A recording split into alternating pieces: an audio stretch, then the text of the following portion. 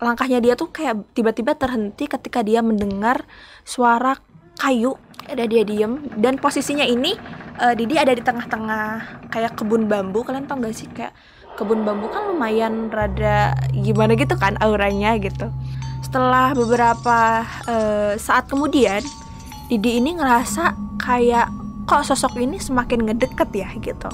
Dia ngerasa kok sosok ini semakin ngedeket gitu. Akhirnya Didi ngerasa kok badannya malah semakin nge-freeze gitu. Kok badannya kok dia ngerasa gak bisa digerakin.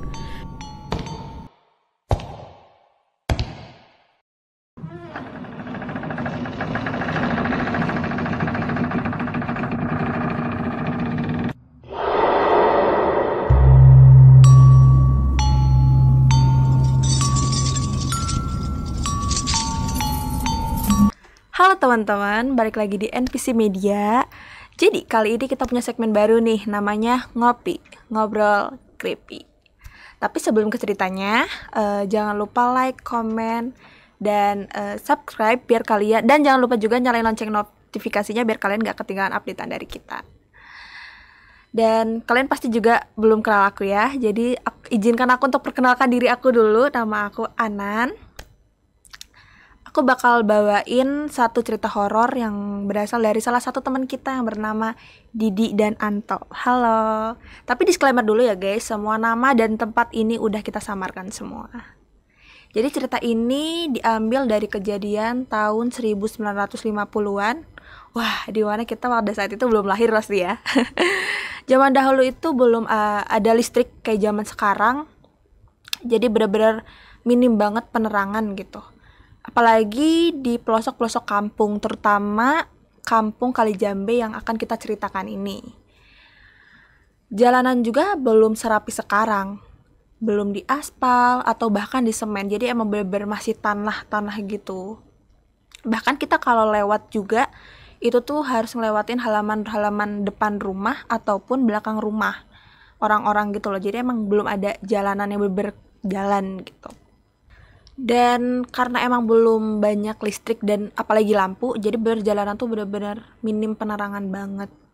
Kalau siang sih biasanya masih rame, masih terang gitu kan, karena masih ada cahaya matahari. Beda lagi kalau malam, yang dimana bener-bener terasa sangat mencekam dan bener-bener kayak rasa wah gelap banget gitu. Suatu ketika di kampung Kalijambe ini terdapat seorang anak kecil yang berusia 12 tahun yang bernama Didi. Dia anak yang benar-benar rajin banget ke masjid. Ketika dia hendak ketika dia mendengarkan suara azan maghrib berkumandang, dia pun langsung bersiap-siap menyiapkan peci dan sarungnya untuk menuju masjid tersebut. Karena Didi ini orangnya nggak terlalu penakut, jadi dia emang ya udah berani aja gitu, walaupun emang cuma sendirian. Sebenarnya dia punya teman, tapi biasanya tuh teman-temannya itu kalau ke masjid itu biasanya kalau lagi pengen aja, jadi emang nggak serajin si Didi ini. Dan nggak lupa juga setiap dia mau pergi ke masjid, dia selalu menyiapkan satu daun gitu, daun kering kelapa. Kalian tau nggak sih yang kan lumayan besar tuh. Biasanya dia menyiapkan satu daun kelapa kering dan satu korek api untuk dia jadikan alat penerang ketika nanti pulang nanti. Udah nih, dia pergi ke masjid dengan jalan kaki tanpa adanya rasa takut karena emang pada saat itu masih siang. Dia sampailah di masjid. Karena posisinya jaraknya masjid itu lumayan jauh, masjid itu posisinya tuh ada di pelosok kampung, jadi dari rumah dia tuh lumayan jauh gitu, jadi Didi tuh harus jalan lumayan cukup jauh gitu. Sampainya di masjid, si Didi ini akhirnya langsung ngambil wudhu dan ikut sholat berjamaah bareng jamaah lainnya. Setelah sholat maghrib itu selesai, biasanya Didi nggak langsung pulang, karena dia biasanya kayak nungguin biar sekalian sama sholat isya gitu. Udah tuh, Didi akhirnya setelah sholat isya, Didi siap-siap untuk pulang. Didi pun menyiapkan yang daun kelapa kering tadi yang dia bawa tadi, dia siapkan sambil dia nyalain korek apinya untuk dijadikan alat penerang ketika ia pulang. Karena emang abis Isa itu kan gelap ya, gelap gulita, bener-bener kayak kebayang banget kan, apalagi zaman dulu emang belum ada listrik dan lampu, pasti kebayang banget gelapnya kayak apa. Nah, si Didi ini jadiin daun itu untuk jadi alat penerangnya. Dia pun berjalan menuju rumahnya santai seperti biasa, nggak kepikiran bakal ada kejadian yang buruk yang akan menimpanya gitu. Sesampainya di tengah perjalanan, jadi dia berhenti di langkahnya, dia tuh kayak tiba-tiba terhenti ketika dia mendengar suara kayu. Kalian tahu kayu yang diketuk ke bambu gitu tuh, kalian tahu gak sih suaranya kayak tuk tuk tuk. Nah, kayak gitu tuh suaranya. Didi tuh langsung kayak diem, kayak langsung diem gitu, kayak ngerasa suara apa tuh gitu kan. Ada dia diem, dan posisinya ini Didi ada di tengah-tengah kayak kebun bambu. Kalian tau gak sih kayak kebun bambu kan lumayan rada gimana gitu kan auranya gitu. Dia di tengah-tengah kayak kebun bambu gitu. Emang sih bambunya nggak terlalu tinggi, tapi lumayan mencekam karena posisinya emang pohonnya banyak gitu. Didi terdiam, ya Allah, aku kebayang lagi, kalian kebayang gak sih kayak bener-bener di tengah hutan, bener-bener gelap, gak ada siapa-siapa, dia cuma sendiri, dan dia mendengar suara kayak kayu yang dipukul ke bambu. Ketika dia mendengar itu, langkah dia terhenti, bener-bener kayak dia diam dulu nih, dia nggak berusaha untuk lihat ke belakang ataupun lihat ke arah sumber suara. Dia cuma diam dulu, kayak masih nge-make sure itu suara apa sih gitu. Setelah beberapa saat kemudian, Didi ini ngerasa kayak kok sosok ini semakin ngedeket ya gitu.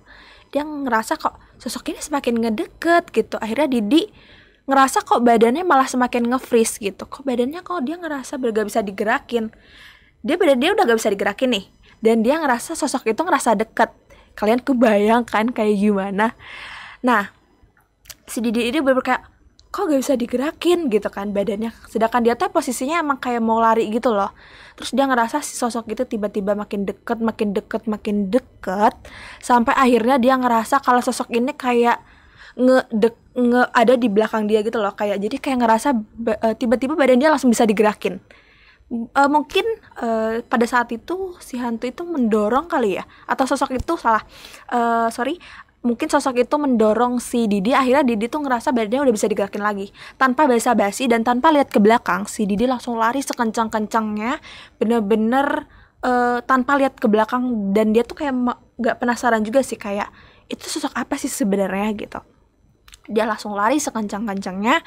Dan sesampainya di rumah, dia tuh gak cerita juga ke orang-orang rumah, kayak ke ibunya, ke bapaknya, ataupun ke yang lainnya tuh dia gak bilang kalau dia tuh abis ngerasain kejadian yang cukup menyeramkan gitu. Dia langsung tidur. Dia langsung buka kamarnya dan langsung tidur. Ketika dia tidur pun ya nggak ada kejadian apa-apa. Dia tidur dengan pulas, dengan nyenyak gitu.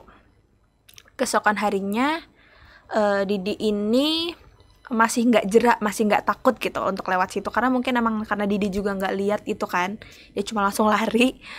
Didi ini keesokan harinya saat mendengar azan maghrib berkumandang, dia bersiap-siap untuk menuju masjid lagi. Tapi ketika si Didi ini keluar rumah, dia melihat wah awannya mendung gitu kan, dan dia kayak ngebatin kayaknya bakal turun hujan gitu kan. Tahu kan kalau misalnya mendung gitu pasti bakal turun hujan. Akhirnya Didi ngerasa apa nggak usah ke masjid aja ya gitu. Tapi karena si Didi ini ngerasa kayak masih bisa deh gitu, akhirnya Didi ini tetap berangkat ke masjid tersebut. Dan nggak lupa dia tetap membawa 1 daun kelapa kering dan 1 korek api untuk dia jadikan alat penerang ketika nanti pulang. Sesampainya di masjid, si Didi ini seperti biasa tetap sholat maghrib dan sholat isya. Biasanya jamaah-jamaah lainnya tuh ketika azan isya tuh ketika setelah sholat isya tuh biasanya udah pada bubar. Cuma karena posisinya saat itu hujan deras, akhirnya jamaah yang lain tuh tetap tetap maksa untuk pulang, tapi berbeda dengan Didi tetap di situ. Dia nggak mau pulang karena emang cukup jauh kan, jarak rumahnya sama masjid itu lumayan jauh. Akhirnya Didi mengurungkan niatnya untuk pulang. Dia lebih baik nginep di situ dulu untuk semalam gitu. Akhirnya Didi ini nginep semalam karena posisinya masjid itu bener-bener gelap kan, nggak ada penerang sama sekali. Kalian kebayangkan nggak ada penerang sama sekali. Akhirnya Didi ini mencari tempat untuk tidur, dan dia menemukan tempat untuk dia tidur lebih baik di samping beduk gitu loh. Kan kalau di masjid itu suka ada beduk. Nah, si Didi ini tidur di balik beduk tersebut. Biasanya kalau Didi tuh suka denger kalau di daerah masjid itu tuh suka banyak binatang buas gitu loh, entah itu anjing liar ataupun ular, karena posisi masjid itu juga emang di tengah sawah dan di tengah hutan gitu. Jadi karena posisinya juga hujan dan pasti dingin banget, dan Didi tuh langsung tidur aja gitu tanpa alas apapun. Kebayangkan sedingin apa gitu, udah tidur nggak pakai alas, ditambah hujan yang berderas. Akhirnya Didi memaksakan untuk tidur semalam itu aja sampai si hujannya itu reda, tapi ternyata redanya itu sampai pagi. Akhirnya Didi ini bisa pulang ketika pagi hari. Oke, setelah ia pulang, keesokan harinya, sorenya maksudnya, kan paginya tuh si Didi pulang nih, sorenya itu si Didi langsung jatuh sakit gitu. Mungkin karena emang tidur semalam itu kan dia tidur gak pakai alas dan gak pakai selimut, gak pakai apa-apa, dan posisinya hujan, mungkin karena kedinginan akhirnya dia jatuh sakit. Dia ditanyain tuh sama temennya, namanya Anto. Jadi Didi ini punya temen sebayanya namanya Anto. Dan Didi bilang kalau dia nggak bisa ke masjid dulu karena dia jatuh sakit. Akhirnya Anto ini pergi ke masjid dengan sendirian gitu. Si Anto ini sesampainya di masjid, si Anto ini seperti biasa sholat maghrib dan sholat isya. Dan biasanya si Didi ini ke masjid itu biasanya nggak terlalu sering kayak Didi. Biasanya tuh dia lebih kayak kalau mau aja. Cuman nggak tahu kenapa biasanya kan dia sendirian gitu. Biasanya dia berdua sama Didi. Cuman nggak tahu kenapa dia tiba-tiba pengen aja gitu sama pengen sendiri aja gitu. Dan seperti biasa dia membawa satu daun dan korek api untuk penerang nanti pulang. FYI, rumah si Didi dan si Anto ini beda gitu loh guys, rumahnya nggak sama gitu, lumayan jauh jaraknya. Nah, sesampainya si Anto ini di masjid, seperti biasa dia sholat maghrib dan sholat isya di sana. Terus setelah sholat isya, para jamaah itu kan pulang. Nah, si Anto ini juga ikut pulang. Dia menyalakan si daun itu untuk jadi alat penerangnya. Udah tuh dia berjalan perlahan, nggak tanpa mikir kayak bakal ada kejadian apa tuh, enggak. Tapi ternyata kalian tahu sama persis di tempat si Didi itu ngerasain kejadian itu, si Anto ini karena dia FYI juga si Anto sama si Anto ini nggak tahu ya guys cerita dari si Didi itu yang kemarin kejadian tuh. Si Anto ini nggak tahu karena Didi emang nggak cerita ke siapa-siapa. Jadi Anto tuh ngerasa hal yang sama kayak Didi. Dia ngedengar suara kayak kayu yang dipukul di bambu, yang suaranya kayak tuk tuk tuk. Dan sama persis juga si Anto ini langsung menghentikan langkahnya. Dia ngerasa kok ada suara aneh yang gak biasanya dia dengar gitu. Terus dia juga ngerasa kalau kok suaranya semakin lama semakin jelas gitu. Terus dia juga ngedengar kalau ada suara orang yang ketawa sambil kayak, kalian tau gak sih kan itu kan suara bambu gitu kan, tuk tuk tuk, ditambah dia ngedengar ada suara orang yang ketawa kayak hihihi, astagfirullahaladzim, takut kayak gitu kayak gitu. Terus si Anto ini juga ngedengar suara kayak bluk, kayak suara benda yang jatuh dari atas. Tau gak sih kayak suara bener-bener bluk gitu. Tuh persis banget si Didi ngedengar suara itu. Ketika dia lihat, dia tengok ke belakang, kalian tahu betapa terkejutnya si Anto ketika dia lihat sosok yang nggak pernah dia lihat sebelumnya. Dan itu serem banget. Kalian tau gak sih sosoknya tuh kayak jeroan? Kalian tau gak sih kayak kuyang? Kalian tau kuyang kan pasti. Nah, kalau kuyang ini kan ada kepalanya kan, ada kepala sama jeroannya. Aduh merinding, ada kepala sama jeroannya. Nah, si yang Anto lihat ini tuh gak ada kepalanya, jadi kayak cuma jeroan aja. Aduh, bener-bener kayak ngerasa. Dan akhirnya si Didi ini ketika si Anto ini nyadar kalau sosok itu adalah bukan orang, akhirnya dia lari secepat-cepatnya, sekencang-kencangnya, pokoknya dia lari. Dia sampai dia tuh lari kan, dia sampai jatuh karena saking ketakutannya juga, sama ditambah karena kan kalau zaman dulu tuh masih banyak pohon-pohon gede gitu kan.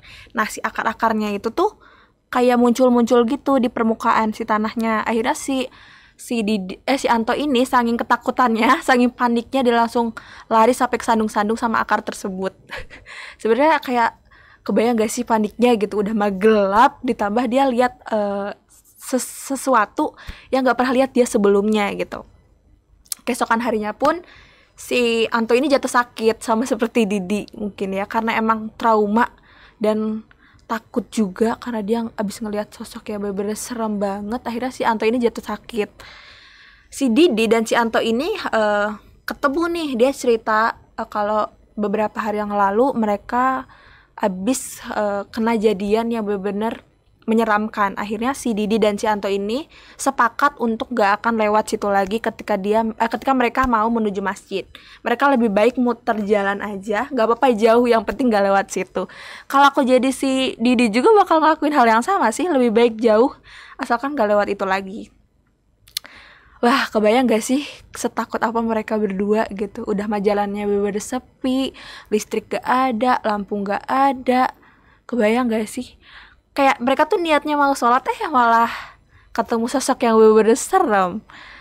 Aku juga bahkan kalau misalnya lewat nih, lihat jalanan yang bener-bener redup, nggak gelap, redup aja, aku udah nggak mau lewat, kayak nggak mau, takut gitu. Apalagi ini yang bener-bener gelap. Terus mungkin kan kalau sekarang udah ada jalanan gitu, zaman dulu kan belum ada jalanan, ada bener-bener masih kebun, masih tanah, terus samping-sampingnya kayak pohon-pohon bambu. Kalian ngerasa gak sih kalau pohon bambu itu emang suasana tuh kayak rada-rada serem gitu loh.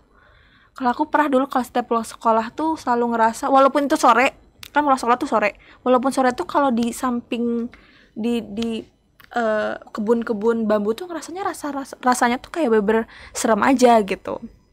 Apalagi ini malam gitu kan. Dan kalau sekarang sih karena listrik udah di mana-mana dan lampu juga udah di mana-mana, udah jarang gak sih kayak jalannya bener-bener redup gitu. Mungkin redup tapi nggak yang nggak ada penerangan sama sekali, tuh nggak ada nggak sih? Tapi aku nggak tahu ya kalau di pelosok desa itu masih ada yang bener-bener jalanan tuh yang bener-bener gelap atau enggak. Jadi buat kalian yang tinggal di pelosok desa bisa info guys, bisa kasih tahu apakah di pelosok desa atau di pelosok kampung itu masih jalanan tuh yang masih bergelap tuh masih ada atau enggak. Oke, segitu aja ceritanya. Udah kerasa takut gak di? Dan thank you banget juga yang udah dengerin sampai akhir. Dan buat kalian yang punya cerita horor juga dan mau, boleh banget sharing ke kita bisa kita ceritain. Dan buat kalian yang punya juga bisa hubungin di bawah ini ya guys. Untuk itu jangan lupa like, komen, dan subscribe. Dan jangan lupa juga nyalain lonceng notifikasinya biar kalian gak ketinggalan video-video dari kita. Oke, terima kasih teman-teman. Bye-bye.